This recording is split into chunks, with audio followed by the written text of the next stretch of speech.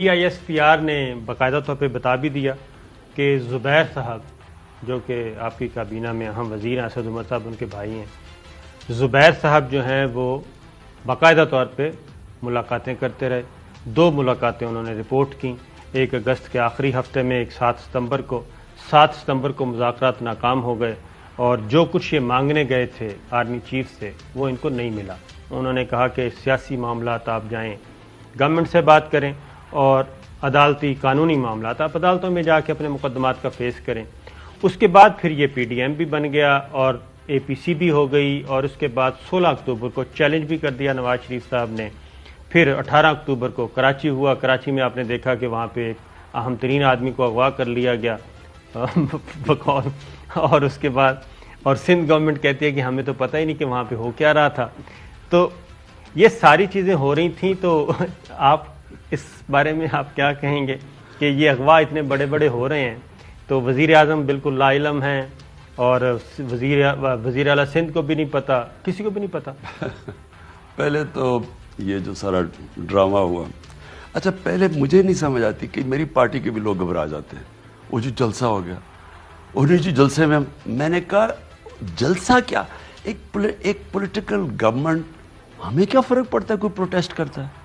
میرے سے زیادہ پاکستان میں کس نے بڑے جلسے کیے؟ میں چیلنج کرتا ہوں، کوئی مجھے بتا دے کہ جس نے اتنے بڑے جلسے. تو جلسہ ایک پروٹیسٹ ہوتا ہے، ایک ڈیموکریٹک گورنمنٹ ہے، کر سکتی ہے. پہلے تو میرے کئی لوگ بیچارے نادان وہ گھبرا گئے کہ جی، میں نے کہا کرنے دو ان کو. اس کے بعد یہ جو اچھا اس کے بعد بھی کوئی FIR رجسٹر ہو گئی. مجھے پتہ چلا جی وہ کوئی پتہ نہیں وہ رانا سنالا کسی پولیس والے پہ گاڑی چلانا چاہتا تھا تو اس کو پکڑ لیں. میں نے ان کو سمجھایا کہ کیوں پکڑنے کی ضرورت ہے. اب یہ جو کراچی کا بھی ہو، پہلے تو میں اس کی طرف آ جاؤں. دیکھیں، ایک آدمی آپ کا گھر لوٹتا ہے، قتل کر دیتا ہے کسی کو گھر میں اور سارا پیسہ لے کے بھاگ جاتا ہے. آپ بجائے اس کے اوپر اسے پکڑنے کے، آپ ہو گئے جی وہ لال بتی کراس کیا اس کو پکڑ کے اس میں جیل میں ڈال دیں. پاگل پن ہے نا. آپ تو اس کو بچا رہے ہیں جو اصل اس نے جرم کیا ہے. ان کے جرم یہ ہے کہ انہوں نے اس ملک کو کنگال کر دیا ہے. ان کا جرم یہ ہے کہ جتنا ٹیکس کا پیسہ صابر ہم نے پہلے سال اکٹھا کیا، آدھا پیسہ گیا قرضوں کی قسطوں پہ جو انہوں نے قرضے لیے ہوئے تھے. ان کا جرم یہ ہے کہ انہوں نے اس ملک کے اوپر 2008 سے لے کے 2018 میں 4 گنا پاکستان کا قرضہ ٹوٹل بڑھایا. لائبلٹیز 6,000 ارب سے 30,000 ارب پہ قرضہ لے کے گئے، جس کی وجہ سے ہمارا جو اندرونی ہم نے آدھا ہمارا ٹیکس کا پیسہ چلا جاتا ہے وہاں. ملک کیسے چلائیں؟ ہسپتال کیسے ٹھیک کریں؟ سڑکیں کیسے ٹھیک کریں؟ ہم ملک ہی چلا رہے ہیں قرضے پہ. دوسرا، بیرون ملک جب یہ آئے تھے دونوں 10 سال پہلے، جو بیرونی ملک قرضہ تھا وہ تھا 41 ارب ڈالر. 60 سال کی تاریخ میں 41 ارب ڈالر. ان کے 10 سال کے بعد 100 ارب ڈالر پہ پہنچ گیا. ان کے دور میں جو بیرون ملک کی ان کو قسطیں دینی پڑتی تھی وہ تھی 2.5 ارب ڈالر پیپلز پارٹی کو. پیپلز پارٹی کی اوسط جو انہوں نے باہر 5 سال اپنے قرضے دینے تھے بیرون، وہ 2.5 ارب ڈالر تھا. نون لیگ کا 5 ارب ڈالر تھا. ہمیں 10 ارب ڈالر دینا پڑ رہا ہے. پاکستان کی تاریخ میں کبھی اتنا زیادہ آپ کو قرضہ قسطیں نہیں دینی پڑ رہی. تو ان کا یہ قصور ہے کہ انہوں نے ملک کو مقروض کر کے رکھ دیا ہے. تو ان کی چھوٹی چھوٹی FIR ہیں تو ان کے فائدے میں جاتی ہیں. یہ امکان ہے کہ ان کو آپ چھوٹی چھوٹی چیزوں کے اوپر جناب ہیرو بنا رہے ہیں. ان کو اہم ترین آدمی میں نے کہا تھا اغوا ہو گیا، آپ کو نہیں پتا. ایک معصوم آدمی گرفتار ہو گیا. افواہ کون ہوا؟ اغوا وہ IG سندھ کو اغوا کیا گیا نا. میں تو اس کو ایک کامیڈی سمجھتا ہوں. میں تو یہ جب سوچتا ہوں مجھے ہنسی آتی ہے اس کے اوپر، یہ کیا مذاق ہو رہا ہے. دیکھیں جی، بات یہ ہے کہ ان کا پورا زور لگا ہوا ہے، اور میں افسوس سے آپ کو کہتا ہوں، میں آپ دونوں کو افسوس سے کہتا ہوں، میں اپنی قوم کو افسوس سے کہتا ہوں، ان کے ساتھ سارے پاکستان کے دشمن ملے ہوئے ہیں. ہندوستان سب سے آگے ہے اور اسرائیل ان کے ساتھ ملا ہوا ہے. اسرائیل اور انڈیا کی لابی اکٹھی کام کرتی ہے امریکہ میں. میں امریکہ کا سسٹم جانتا ہوں، وہاں لابیسٹ ہوتے ہیں. جو IPAC ہے، جو اسرائیل کی لابی ہے، وہ سب سے تکڑی لابی ہے. اس لیے تو اسرائیل کی جو ساری مڈل ایسٹ کی امریکہ کی پالیسی ہے اسرائیل کنٹرول کرتا ہے. اس کے ساتھ مل کے یہ انڈین لابی بہت مضبوط ہے وہاں. یہ ان کے پوری طرح ان کے ساتھ مل کے, اور ان کا وہ ریپرزینٹیو کون ہے؟ حسین حقانی.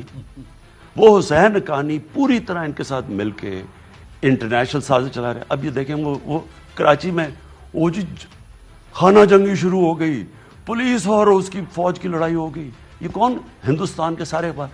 مجھے صرف یہ بتا دیں کہ یا تو فیصلہ کر لیں کہ ہندوستان ہمارا خیر خواہ ہے. یہ 72 سال میں کبھی اتنی اینٹی مسلم اور اینٹی پاکستانی حکومت ہندوستان کی نہیں جو یہ موجودہ حکومت ہے. وہاں تعریفیں ہو رہی ہیں, عمران خان کو نکالا جا رہا ہے, جنرل باپ فوج ذلیل ہو رہی ہے, خانہ جنگی شروع ہو گئی, اور یہ اس چوہے کو نواز شریف کو ہیرو بنایا جا رہا ہے. جی یہ جمہوریت کا ہیرو ہے. جس آدمی کو جس کا خدا پیسہ ہو, یہ پیسے کے لیے, میں آج آپ کو کہہ رہا ہوں, اپنی دولت بچانے کے لیے یہ بے شرم لوگ آج وہ گیم کھیل رہے ہیں.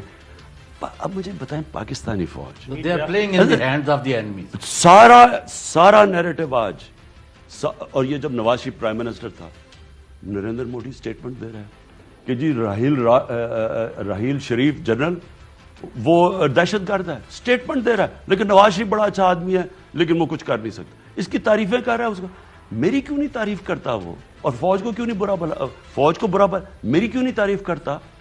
کیونکہ ان کا یہ ان کے ساتھ جا کے پورا ملا ہوا تھا.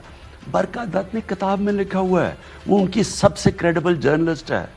اس نے کہا کہ کھٹمانڈو کے اندر کانفرنس میں چھپ کے نواز شریف ملا پاکستانی فوج سے ڈر کے نریندر مودی سے. تو یہ ہمارے وہ لوگ ہیں.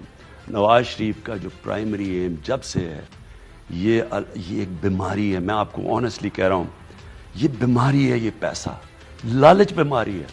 اس کو پتہ ہی نہیں ہے کہ اس کے پاس کتنا پیسہ. میں آپ کو رائٹنگ میں دیتا ہوں, انہوں نے 30 سال سے پیسہ چوری کر رہے ہیں. ان کو پتہ ہی نہیں کہ ان کے پاس کتنا پیسہ باہر پڑا ہوا ہے, لیکن خدا پیسہ ہے. اب اس کو بچانے کے لیے یہ پاکستانی فوج کو ذلیل کرے گا, یہ ملک کو, یہ انڈو اسرائیلی لابی کے ساتھ ملے گا. یہ حسین حقانی جیسا گھٹیا آدمی جو صرف اور صرف وہاں بیٹھ کے پاکستان کے خلاف زہر اگلتا ہے اور پاکستانی فوج کے خلاف. اچھا اب سر, یہ ساری انفارمیشن آپ کے پاس ہیں اور ہمارے